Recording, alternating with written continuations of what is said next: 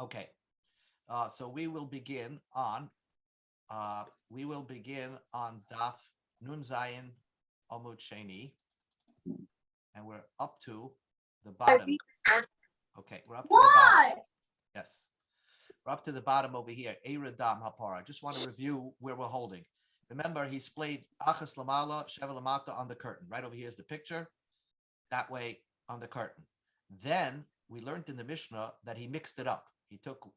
You see he mixing it up over here. He mixed the bloods together into one cup, backwards and forwards. Then we learned in the Mishnah that first he put on the corners of the Mizbeach, and then he put a drop on each corner of this inner Mizbeach, and then he made 7 sprays on top of the Mizbeach. He moved away the coals, and then sprinkled 7 from the mixture. So Gemara says like this. Tanan, our Mishnah says that you have to mix the bloods and that you don't do the cow separately and the goat. That according to the opinion that says you have to mix the bloods when you go to spray on the corners of the Mizbeach.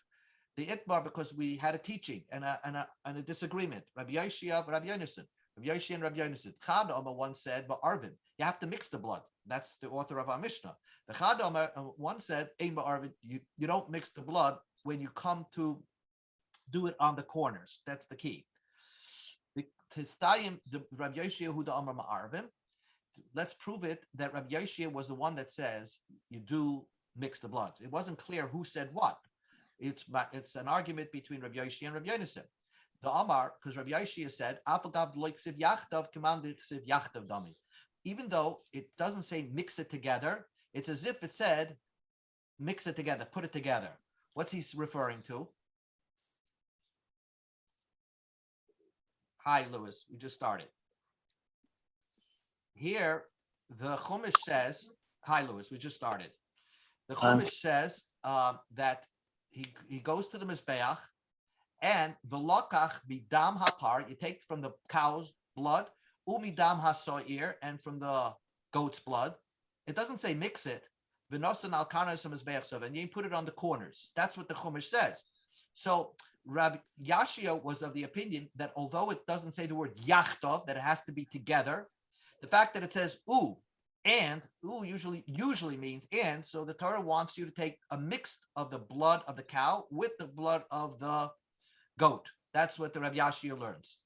Okay, and he learns it all around the Chumash, that even though it doesn't say yachtov, we consider it as if it says yachtov.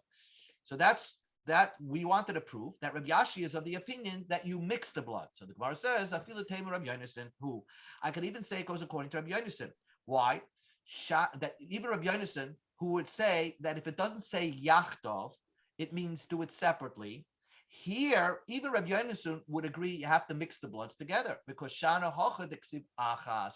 Because there's another pasuk in the Chumash. Let's look at this pasuk actually that I'm going to show you is in Parshas. I believe it's in Kisisa, where the Torah says, "Make the mizbeach pnimi," and Aaron is going to use the corners achas b'shana, one time a year. So it's mashma that he goes around one time with it. So it must be that the bloods are mixed. Now, even Rabbi Yonason would agree that you mix the bloods over here. So you don't have a definitive proof who is the author of our Mishnah, because even Rabbi Yashia or Rabbi Yonason could both hold that you mix the blood.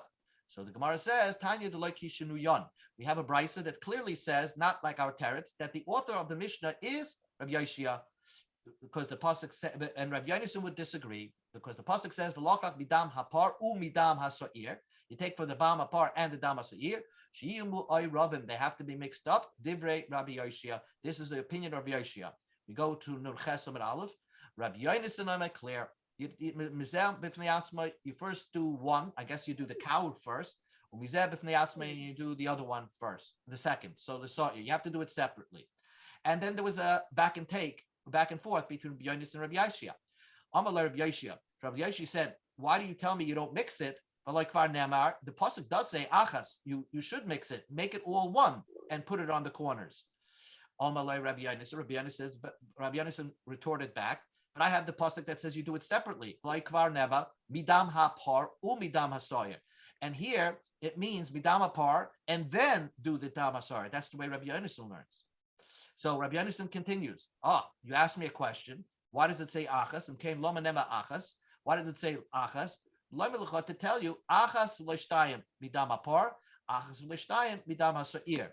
You do once, not two times from the blood of the cow, and once and not two times from the blood of the sa'ir.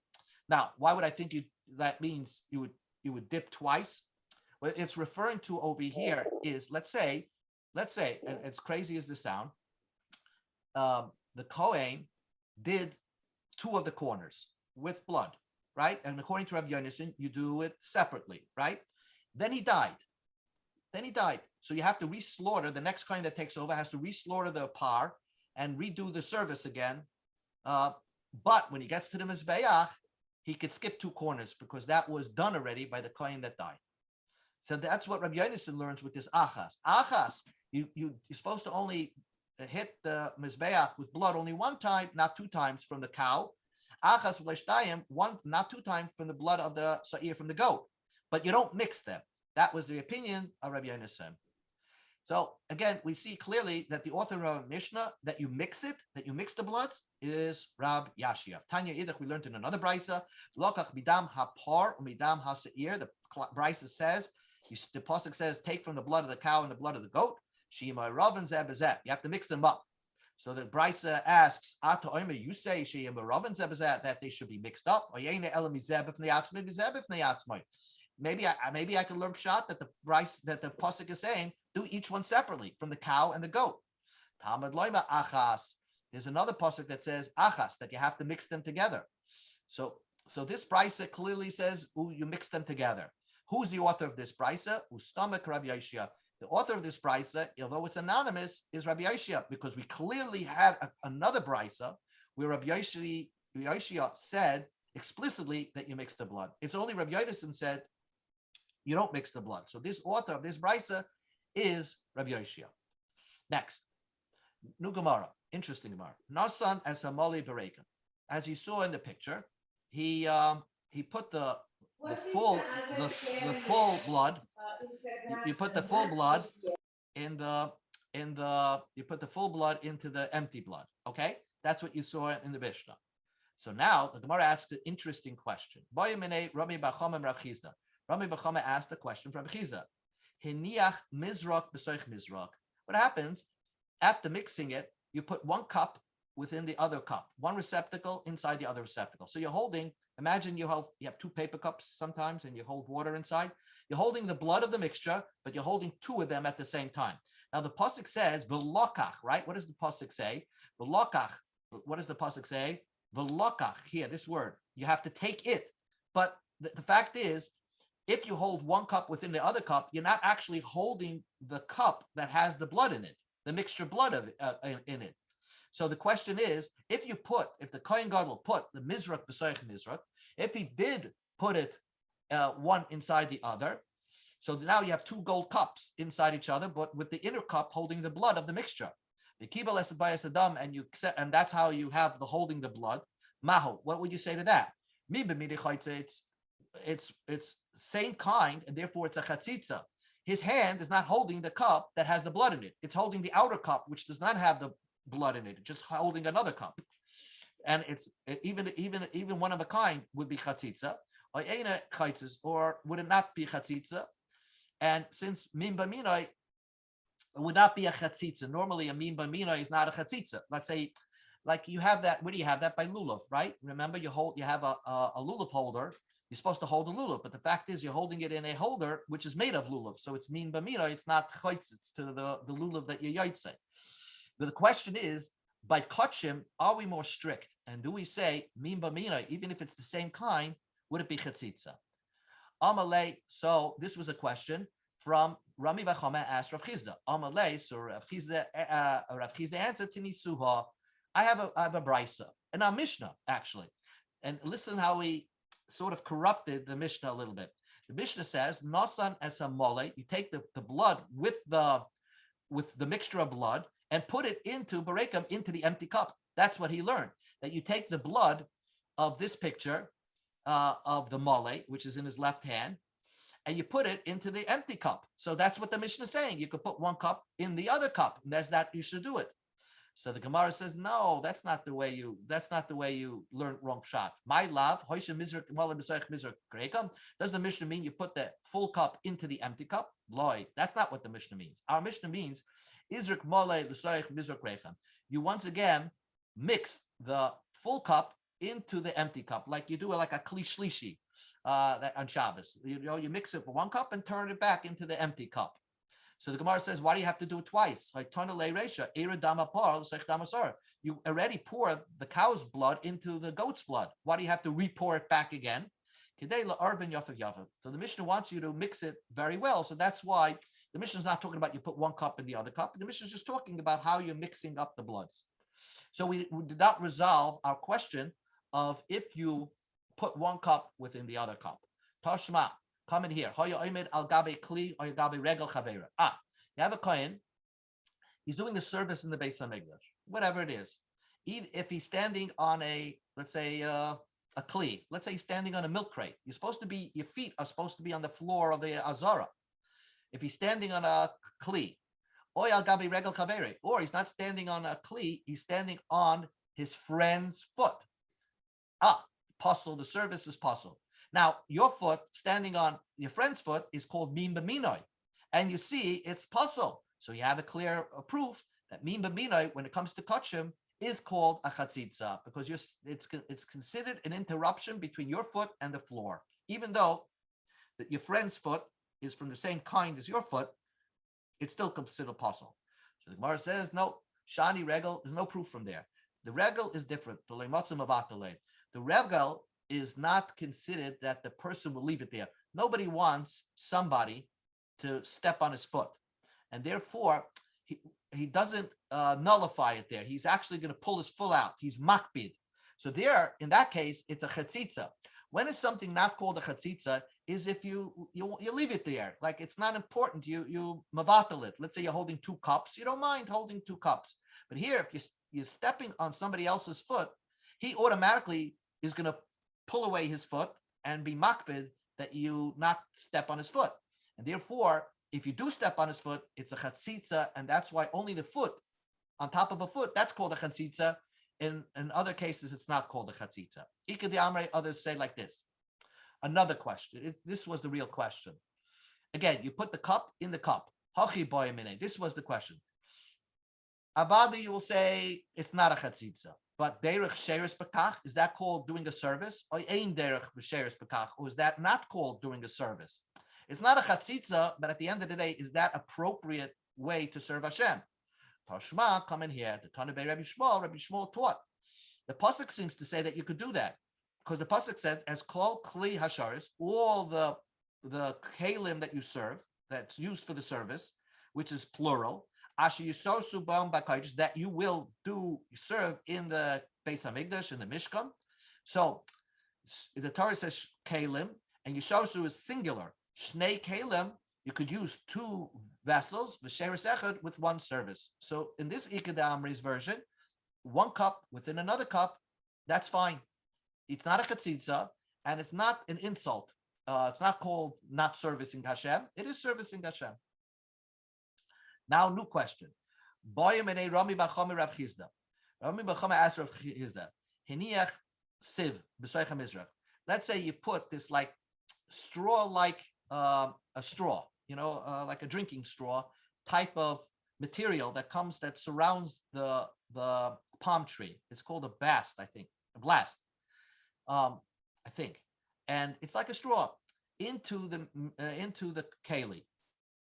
Again, why would he do that? I have no idea. But let's say the kohen did that. Now he puts the blood, the kibul by Saddam, and then he caught the blood of the par or whatever the sa'ir, and now this sieve, this like straw-like, happens to be porous, and therefore some of the blood will actually seep through that straw, that sieve, and touch the walls of the mizrach, of the receptacle. So, mahu, what would you say in that case? At the end of the day, it's blood versus a sieve, and the Torah says that the blood should be in the receptacle. the sieve is not the same thing as the receptacle. So therefore, it's a chatzitza, it's an interruption. And so it's no good. Or maybe it's different. It would not be a chatzitza, because it's porous, and some of the blood will seep through to touch the walls. It would not be a chatzitza. Or maybe loishna, it would make no difference. So that's the Gemara's question. If you put a sieve into the mizrach, you put a straw like stuff, this apparatus into the receptacle, is that called a chitzitza or not? Amalei, so he said, so Rav Chizde answered, Tanina, this is an open Mishnah. Zoylef v'hoylech ad shemegi l'spug. Zoylef means you draw out from the trough until you reach the sponge. What are we talking about over there? Very simple. Imagine a spring of water, and out of the spring of water, the water comes through into a trough, like this stone-like big kalim.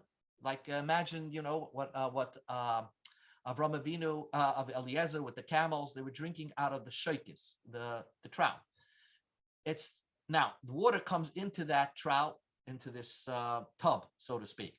And the bottom of the tub is a sponge. Now, this water is spring water. Now, why do I need spring water? I need spring water because I want to make into this tub, I want to put the ashes of the paraduma in this big tub, because the ashes of the paraduma have to be made spring water, and then you mix the ashes inside. And so you could mix the whole thing, and now you have a whole tub full of paraduma water. But the problem is, it has a sponge in the bottom of the tub. The sponge is on the bottom of the tub, and therefore the spring water is not touching the tub. In order to be mekadesh, to make the waters paraduma waters, the water has to be touching the receptacle. But here, there's a sponge on the bottom of the tub, so the water is not touching the tub. So there, the Mishnah says that it's okay. And because the sponge is not considered a hefsek, it's not considered a chatzitza. Although it's in the bottom of the tub, it's not considered a chatzitza. What do? If you want to take this tub full of paraduma waters and you want to, make little bottles of it, so you can draw out from the tub on the trough into little bottles until you reach the sponge. And then from the sponge, don't squeeze the sponge to take out the water inside the sponge, but that's fine. But you see that the water is good water, and the kedushim worked by putting the ashes in the tub, even though there's a sponge in the bottom of the tub. So we see that it's not a chatzitza, a sponge. A porous item is not a chatzitza. So huadin, by the blood, by the sieve in the blood, because the sieve, the straw-like material, because it's porous, it seeps through, it's not considered a chatzitza. The same idea. So the Gemara says it's no raya from the paraduma. Why? Shaim maya de kalisha. Maya is lighter. In other words, blood is thicker than water. Here you have it. You see, everything has a makor in the Chumash, in the Gemara, and this statement, blood is thicker than water, is right here. I will grant you that this idea can work by paraduma waters, because water can seep through the sponge easily and touch the bottom of the tub.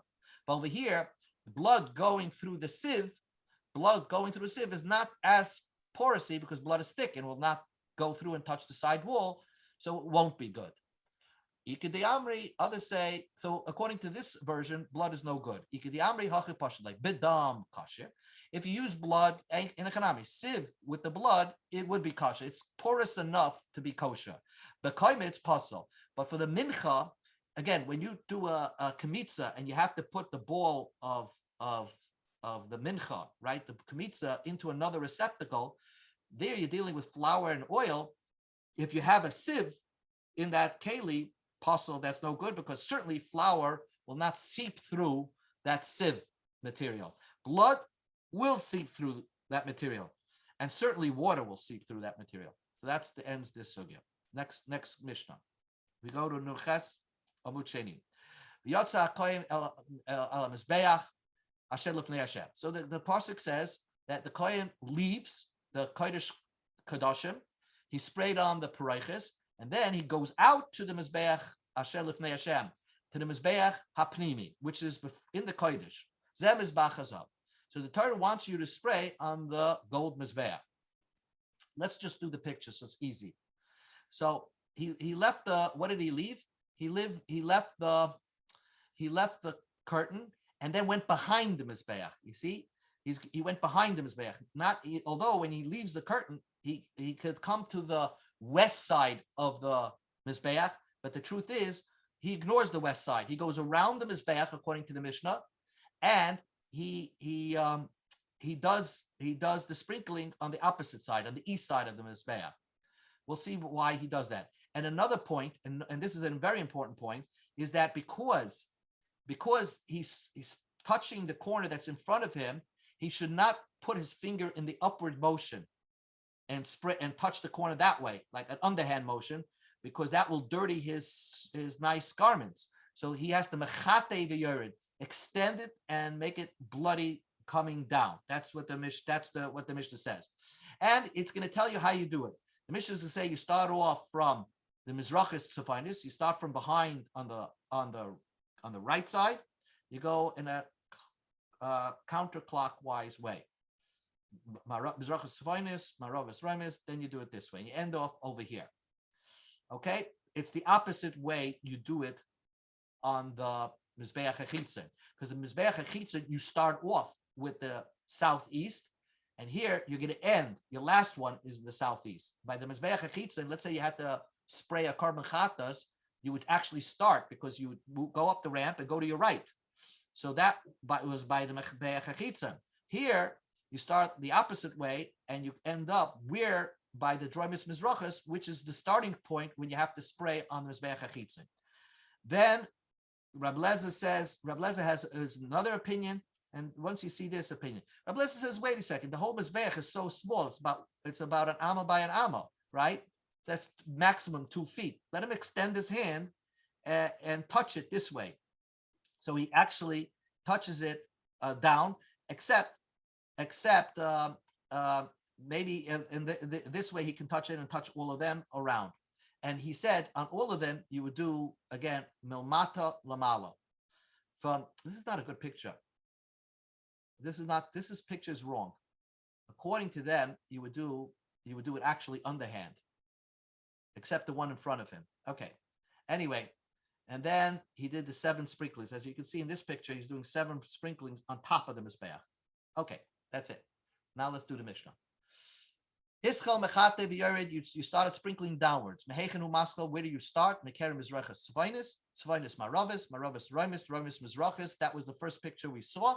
That you start in the counterclockwise. Mizrachas tzvainis that way, and you end off by droimis mizrachas.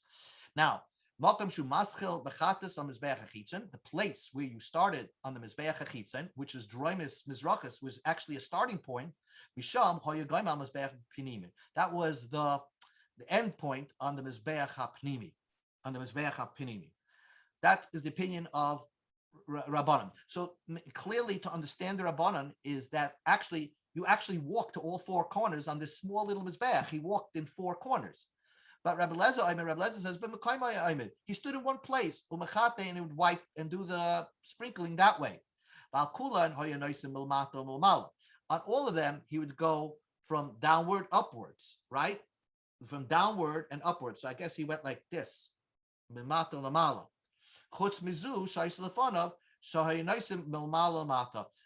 this one, he would go in front of him. The one that was in front of him, again, he would go from top to bottom. Because imagine a kohen, he has blood on his fingers. If he goes in an underhand motion very close to his chest, the blood that's on his finger is just going to roll down into his sleeve. So in order that not to happen, we wanted him to sprinkle from top to bottom. But if he's extending his hand, according to Rabbi Lezer, you could actually go from bottom to top. Then he's al tahara shem mizbeach shem pamin. Then what did you do? You sprayed on top of the mizbeach 7 times. So again, you did another 7 times on top of the mizbeach. Ushiyar yadam, and the leftover the blood. Then you poured the blood on the western side of the mizbeach hachitzon. But blood from the mizbeach hachitzon would pour on the southern part of the yisod. This you have to see the picture. Take a look where the extra blood. There are 2 holes over here. right? One is on the north and one is in the south, right? So here it is, a clearer picture. So we say the blood that was left over from the mixture of the blood in the cow and the sa'ir, he would pour down the marav hole. But let's say on bloods that you were sprinkling on the outside mizbeach, you would use this hole, droimi hole. Okay, that's that.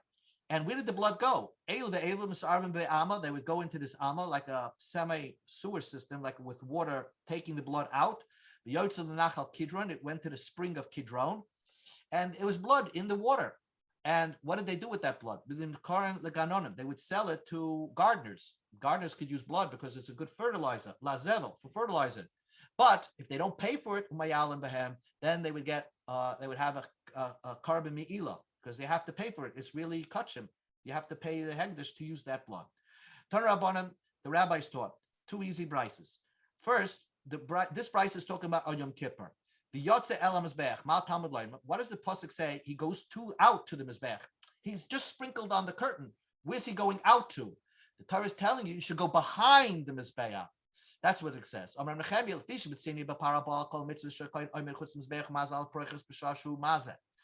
other karbonis, the par that par helim dovish tzibor.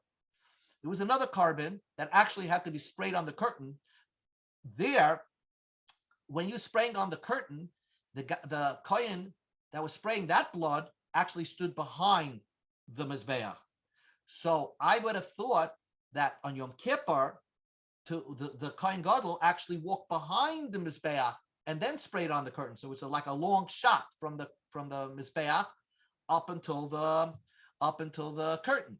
Yochel av zeken. I would have thought the same idea. He has to go behind the mizbeach and from the distance throw it towards to the curtain. Talmud loima the yotze el mizbeach. After spraying on the curtain, you go out to the mizbeach. So it implies that while you're spraying on the curtain, you're right in front of the curtain.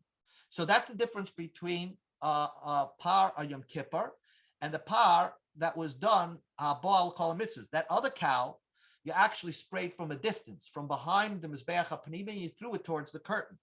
Over here, the Torah wants that the spraying on the curtain, the kohen should be standing right in front of the curtain, spraying it, and then when he turns around, goes out towards the Mizbeach, and he does the sprinkling on the Mizbeach.